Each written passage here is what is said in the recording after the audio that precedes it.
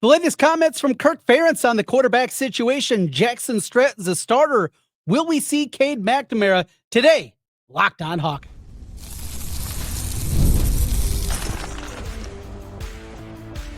You are Locked On Hawkeyes, your daily podcast on the Iowa Hawkeyes. Part of the Locked On Podcast Network, your team every day. Welcome in. I'm Trent Condon, and this is the Locked On Hawkeyes podcast. Thanks for making Locked On Hawkeyes your first listen every day. We're available wherever you find podcasts. You can also watch us on YouTube. While you're there, hit the subscribe button. Helps us get in front of more Hawkeye fans. If you're listening on the podcast side, 5-star reviews. Today's episode is brought to you by Gametime. Download the Gametime app, create an account, and use code LOCKEDONCollege for $20 off your first purchase. All right, let's get into it. Kirk Ferentz press conference in the rearview mirror. We got a lot going on. We got some Hawkeye basketball to talk about. Iowa back in the hardwood tonight as they take on USC upstate. Okay, not real exciting, but we'll talk a little bit about that and what we'd like to see in the matchup. We got Scott Doctorman also joining us from The Athletic. A lot of Iowa football talk with Doc coming up here in just a little bit. But we open up with the Iowa football press conference, just wrapped up a little bit ago. And some thoughts from that one after Kirk Ferentz met the beat writers over in Iowa City. Obviously, the biggest question mark remains about the quarterback position, what it's going to look like. As we've talked about, Jackson Stratton is going to be the starter. Kirk mentioned that after the game on Saturday against Maryland, that they're going to start with Jackson Stratton, and everything that he said today continued on that point. Now, it was brought up. Are they going to maybe go with the quarterback rotation? So we did find out that Brendan Sullivan is back at minimum practicing. Kirk said that he looked pretty good. I think he was surprised maybe about how well he was looking coming off that pretty substantial ankle injury, how he was moving around out there, and kind of taking things a step further. I think he's going to be a big part of the plans. I mean, you go back to last week, and if you didn't see the picture, Tom Kakert had a picture of the backup for Saturday, Marco Lainez. Now, Marco Lainez was going to be the guy that had to go in there. He's a quarterback, good. He's not Max White, who was, a quarterback in high school, or Girardi, who was a quarterback in high school. He's been practicing that position. He's got a broken hand. So he's got this club on his left hand, and that's what it is. It's a club. But remember, if you play football, you can't have a cast on there. You can't have a hard cast. You can't think of the way you think of a cast. So they have to put a soft cast, and then they have to wrap it up, and they have to tape it up. And he couldn't take a snap with two hands. The ball would just bound off of this big cast that he had on his left hand. So if he had to go in the game, he couldn't go under center. He was going to have to go strictly out of shotgun and basically one hand the snap. That's what they were dealing with a week ago. Now you get Brendan Sullivan back out there. And if emergency strikes, or I would anticipate that Jackson Stratton is just struggling, that Sullivan's going to be the guy. Now the Cade McNamara one continues to be, I believe, confounding. The week that we went through last week, the inability, it goes from, he's back practicing. We find out one day later, he goes from practicing. Now he's not traveling. Is he left the team? What does that mean for NIL payments? I mean, we had so many different angles to this, and it was a bad look. But if there was something where Cade McNamara was not able to travel because of the concussion, Cade McNamara had a statement. I still believe it was telling that it came from him. It came from his camp. It didn't come in a university release. They knew about these rumors. They knew about the rumblings. They knew about the conversation that was happening. And that's what we were doing too. It was a conversation. With the information that we had a conversation about what was happening. And it was a bad look. He comes out with a statement, McNamara. Then Iowa says, well, the way Kirk termed it, he was cleared to practice, but not cleared to play. Well, there's no travel this week. They'll be playing at home. I still believe that Cade McNamara has thrown his last pass in a Hawkeye uniform. I don't believe, even if Jackson Stratton, ineffective, pulled, or gets injured, and Brendan Sullivan isn't able to go, I don't believe that Cade McNamara would be the one out there. We'll see what it looks like on Friday. Night game, going to be cold. By the way, wear your black. Though it's not an official blackout, there wasn't a designation like on your ticket, anything like that. Kirk also mentioned that going to be chilly. That red's going to pop in the stands. Should be a fun environment. It's cold. It's chilly. It's going to be rough. Get a little hot chocolate, Kirk said. I'd probably go more some whiskey, whatever it is you need to warm yourself up, though. should be an interesting night at Kinnick Stadium. A couple other things. He mentioned the walk-ons. And as we're going to see the change in the scholarship limits and everybody basically being on scholarship and the changes. So Iowa football normally has 120, 125 guys overall on the roster. Some of them are walk-ons. When you get to August camp, not everybody is invited to August camp. That's something there. But this is going to lead to some difficult decisions. Putting this roster together and the walk-on program that has been so fruitful for Iowa. You look at the seniors, the 23 guys that are going to be honored on Senior Day. And you go through that list and you see all those guys and all those different players. 10 of them began their career of the 23 as walk-ons on the football program, which is crazy in its own right. 23 guys going through there. And that's what you're going to be left with. Speaking of that, I want to mention these guys that are going to be honored at Senior Day. Wyatt Black. I think everybody, who everydayers know my respect of that difficult position, playing in the middle of the Iowa defense and what it takes playing D-tack, and Wyatt Black, just how good he has been. Sebastian Castro. Probably hasn't been the final season that he wanted, but boy, he's given us so many great moments, so many just excellent, hard-hitting plays. Sebastian Castro has been so fun to watch. Jeremy Chaplin. That's a guy, I don't know. I know him from the roster, and that's it. But Kirk mentioned him, what he does on the academic side, and yes, that still matters. Connor Colby, much maligned early in his career. He wasn't a tackle. Turned himself into a really good guard, though. Deontay Craig had the big moments. And another one, maybe the senior year hasn't gone the way that we expected. He's a guy that showed ability to get to the quarterback. Tough guy, up front, playing that physical. Nick DeYoung played his best game as a Hawkeye last week. Not even close. Comes back for a final year, doesn't play as much as he wants. He was excellent.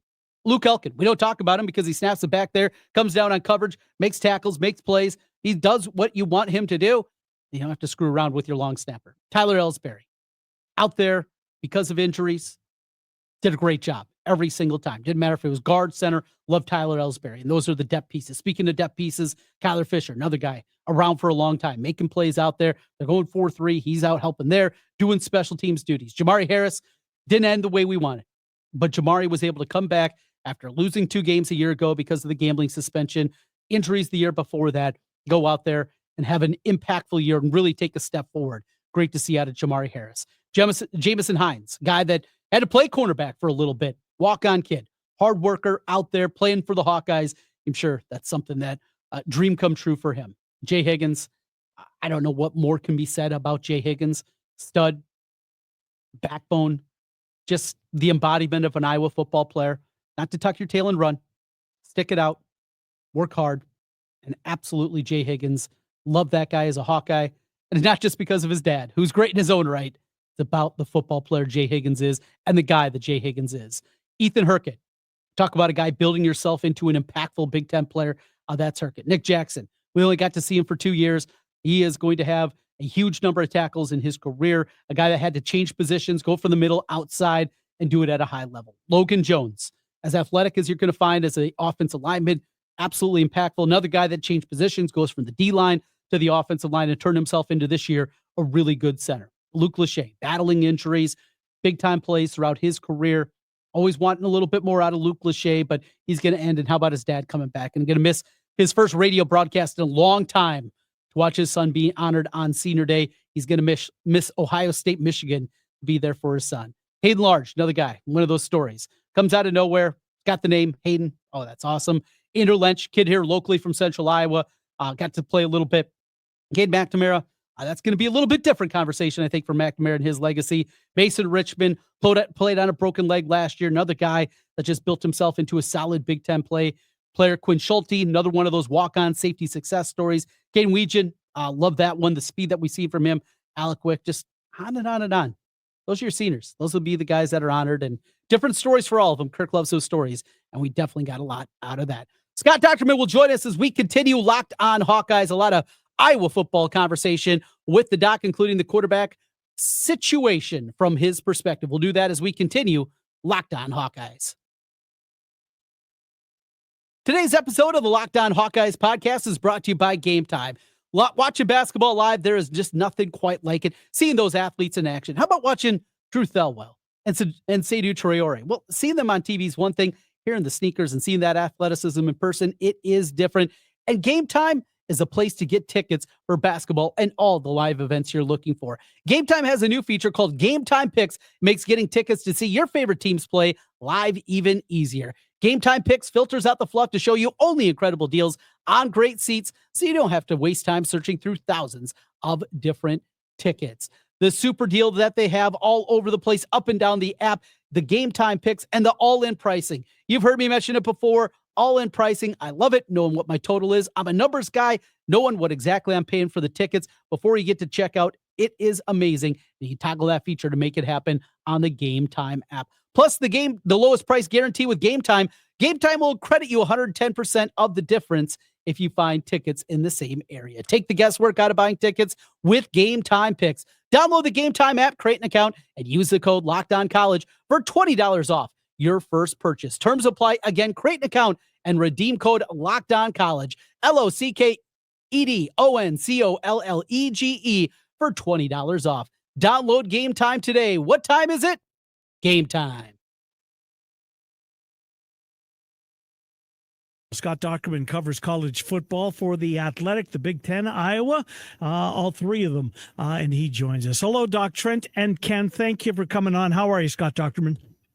I am great. How are you? Doing well. Obviously, I want to start with Iowa. We'll peek ahead to Friday night, Black Friday, Kinnick Stadium. Should be a fun environment. I guess since you've covered Iowa as long as you have, and it may be premature because there's still one game left, just Caleb Johnson and where his place amongst the best Iowa running backs of the Ferentz tenure since you've been covering Iowa football. It's tough to do. I get it. Everything changes, etc. But Caleb Johnson's got to be in every one of those conversations. What a special player. Oh, for sure. I think we're not in recency bias territory here to say that he is at or near the top of the list when it comes to Iowa running backs under Ferentz or, frankly, any era. What he's been able to do is special. It's unique, and his running style will take him, into a massive payday come spring. Yeah. He's just an elite back in his vision and his speed, and the way the effortless way that he runs is just different than what we've seen before from that position. And I think, some of the things that he's really made strides year over year, and I think you got to thank Liddell Betts for this, is now he's better at delivering a blow and extending himself, whether that's through a stiff arm or running through contact, that sometimes it wasn't quite there in the past. And I think that the scheme has allowed him to really, show off his abilities, and the offensive line's been terrific this year, run blocking. So I think, he, to me, I covered Sean Green's 2008 year. I don't think it's a legacy versus recency bias for me to say I think Caleb Johnson's a little bit better than Sean Green was. Outstanding player, and we'll be talking about him a lot. I have a feeling coming up in March and April, leading into the draft and where he falls with a bunch of good running backs, and maybe a resurgence with Saquon coming back out there. Doc, last week was a weird one. The press conference on Tuesday, the depth chart release with McNamara back on top Monday. Then we get a report from CBS and 24/7. McNamara is not going to be there. Just all over the place. Take us through last week from your perspective. I know you and Chad had a lot to say on your guys' podcast about it, and just the week that was, a statement then on Friday after the team had left, not through the university. Just a lot of angles with the saga of Cade McNamara. Yeah, it's been one of the more interesting and unusual weeks that I can remember from an Iowa standpoint, because we're talking about a quarterback who practiced, not a game, but he had practice last Sunday. Then on Monday, he's on the depth chart. And then Tuesday, in Bizarro world, we don't know if he's going to play or if he's a member of the team. And then apparently, according to him, that he started experiencing symptoms, post-concussion symptoms on Monday, and then but did not show up to practice on Tuesday or Wednesday. And so there's just a lot of questions that were lingering. And then, as the temperature started to rise in Iowa City and elsewhere regarding the situation. And as you had mentioned, I had a podcast with Chad where we kind of offered informed speculation and kind of two veins. One is if he has a concussion, our prayers should be with him, that he needs to get better. And if it's not a concussion, then there needs to, then that's not exactly, becoming of an Iowa football player. And it turned out Cade offered his own statement that was through representation that really illuminated that he, was still experiencing some post-concussion symptoms, but his intention to be with the team against Nebraska this week, and Iowa, because of the kind of the pushback on some of what Kirk had mentioned, that he had been cleared to play. So therefore it was really in limbo. They did try to clarify that on Friday night as to what was trying to go on or what was going on. And then Saturday, Kirk had a really interesting news conference that I listened to from my lovely home in North Liberty, Iowa. Yeah, it was clearly different. There's more there, I think. Don't want to put words in your mouth. It seems like there's more there. I will be shocked if he's there on Friday night to play.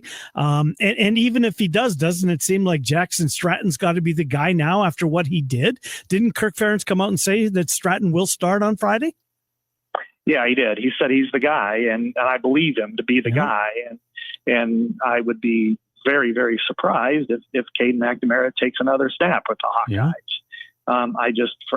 I think that's what I would strongly believe right now, that I don't see Cade McNamara ever doing that again. And I think Stratton will be the guy that they want. It just shows you, though, that the juxtaposition of Nebraska having a 5-star quarterback as a freshman out there on Friday night against Iowa having a walk-on that was fifth string going into camp. So, I mean, and that they're going to be battling on the same gridiron in the season finale. Just where else but college football do you get something like that? Love it. If Cade McNamara doesn't play, doesn't go out there, he's not going to go through senior day ceremonies, is he? That's not going to be good. I think we all know how that's going to go. He has enough self-reflection and understanding that would not be a good look, right? I think that conversation has probably been had either yesterday or today, because, I would be surprised if we don't have any kind of some sort of, statement or, something tomorrow.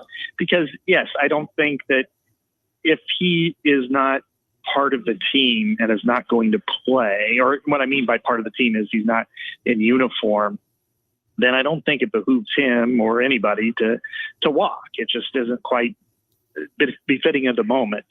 But if he's welcomed back, if his concussion symptoms have cleared and the team is hoping for him to be a valuable member, and he returns to good graces, if there was any kind of issues before, then I think that he then he should be out there. But I don't know that will be the situation. Same with Jamari Harris?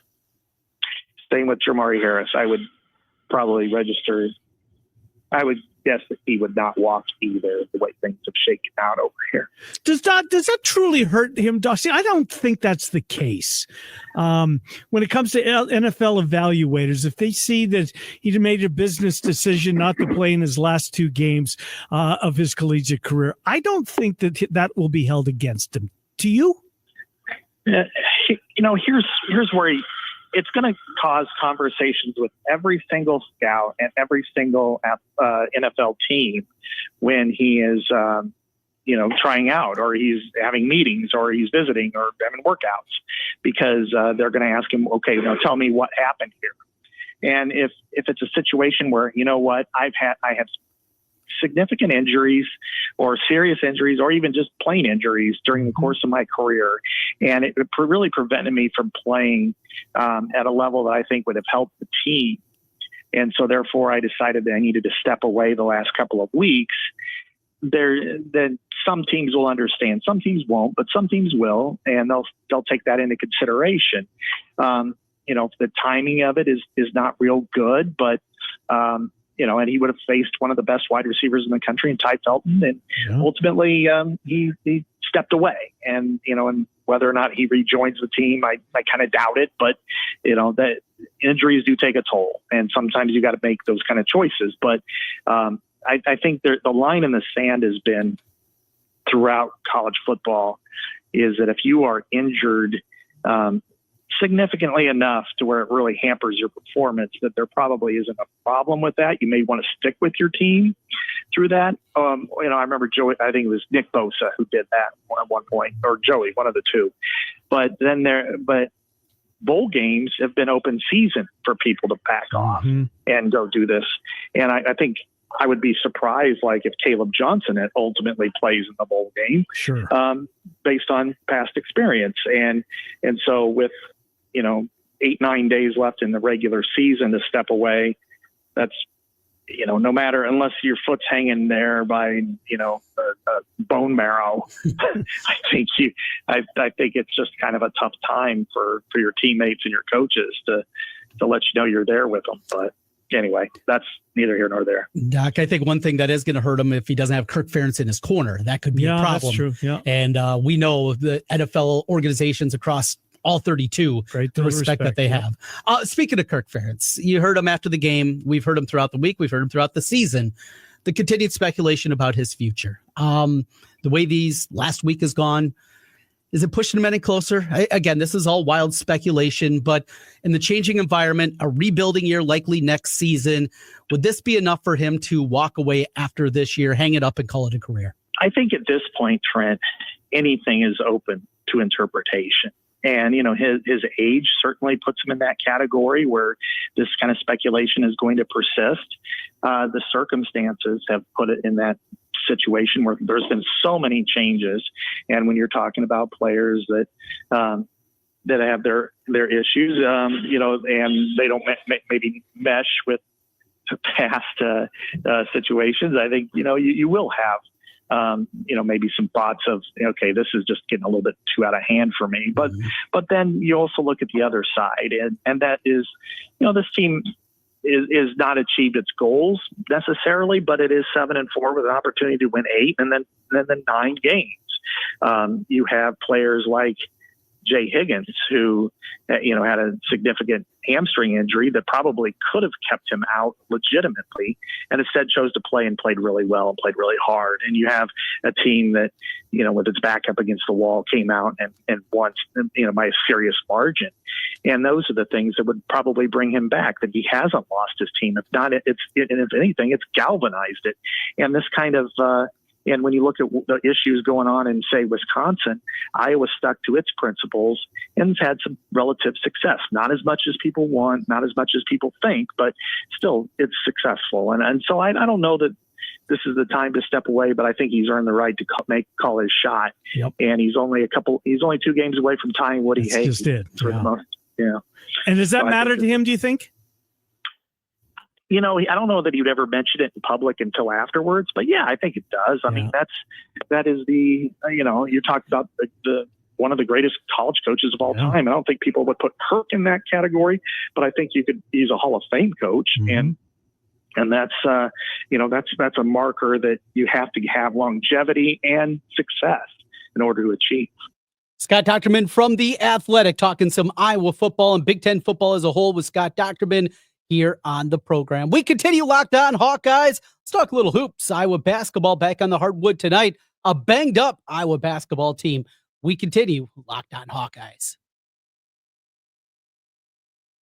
Today's episode of Locked On Hawkeyes is brought to you by FanDuel. Get ready to tackle the NFL action with FanDuel. It's America's #1 sportsbook. Oh, it's Thanksgiving week, and talking NFL, you're talking FanDuel. Right now, new customers, you can bet $5, get $150 in bonus bets if you win. The FanDuel Sportsbook app gives you everything you need to place live bets on the NFL all in one place. And maybe you're watching the Bears-Lions. You got some pumpkin pie in there. You're ready to lay down, maybe get a little nap. You know what? Hop on. I'm going to live bet this thing. And everything is there, from live play-by-play, the latest stats, all on the same page where you place your bets on the FanDuel app. Just visit FanDuel.com to join today. You'll get started with $150 in bonus bets if you win your first $5 bet. That's FanDuel.com. Never waste a hunch, and and make every moment more with FanDuel, an official sportsbook partner of the NFL. Trent Condon back with you one final time. Locked On Hawkeyes. Thanks for making Locked On Hawkeyes your first listen every day. So Iowa back on the hardwood tonight as they face off against USC Upstate. Now, if you think this is a made-up team, I can definitely understand how you would miss this. So they come into this one 2-6. They're led by Marty Richter. I remember him. He was an assistant at Drake. They lost their last time out by 24 to Queens. Queens is now a D1 program. No, not Queens, New York. This is also a Carolina school. They have wins against Southern Wesleyan, not a D1 team, and something called Piedmont, not a D1 team. Losses to Wake Forest, Vatech, North Carolina State, UNC Wilmington, East Tennessee State, and Queens. Well, they did hang around in the game against Wake Forest. Look, Iowa should drill them. Ken Pom has this a 28-point spread. The point spread at FanDuel says the same. 29.5 is the number. But for this Iowa basketball team, what you look at is a squad that is incredibly banked up. Owen Freeman's already missed a game this year. Josh Dix has missed a game this year. Seydou Traore, he's missed 2 games at the beginning of the season. They're banged up. Peyton Sanford's not right. He is physically not there. 1 of 13 shooting. Get healthy. One thing in the past that Iowa's been so good most of the time in these games is just drilling these opponents. This needs to be one where you get up 30 and let the bench play. And yeah, it might hurt your efficiency numbers a little bit, but look, if that's the difference, Iowa beating this team by 35 or 25, if that's the difference between them being an NCAA tournament team and not, we got bigger issues here. I believe in this team. I believe in this squad. But now with a week off after this game tonight, it's about health. You have to be ready to go because the next 3 after this one, home for Northwestern, as close to a must-win December conference game as you're going to have. Iowa cannot afford to dig themselves a hole again. Michigan after that on the road, it's going to be tough. And then, of course, the matchup against Iowa State. You saw the athleticism that they play. He's got a toss-up game against Utah later in December. This is going to be an incredibly difficult slog through the Big Ten this year. You got a bunch of teams that are all basically the same. And it's going to be about a hot stretch. Iowa cannot afford to lose to Northwestern at home. They just can't. So whatever it takes, you're going to beat USC Upstate. Just find a way. This squad, anything to concern you? No, there really isn't. Mr. Dean, that's their best player. Mr. Dean, okay, go out there, club them, get good feelings. Let's see deeper on the bench. Let's have Cooper Koch go off and score in double figures. Let's give Riley Mulvey a few more minutes. Let's do those kind of things. That's what we're looking for out of this one. Get the win, get healthy, get right, and be ready to go next week against Northwestern. Don't make this more difficult than it needs to be. Thanks for being with us and making Locked On Hawkeyes your first listen every day. We will be back with you late tonight after the Iowa basketball game. We'll have an instant reaction podcast from that one and a lot more on the Iowa football front. We'll start getting ready for the matchup against Nebraska later in the week. Mitch Sherman, part of Locked On Huskers, will join us for a crossover edition. I've known Mitch now for the better part of a decade. Great guy, and not like some of those Nebraska people. Let's keep that between you and me. Thanks for being with us and making Locked On Hawkeyes your first listen every day. We'll talk to you again tomorrow. Go Hawks.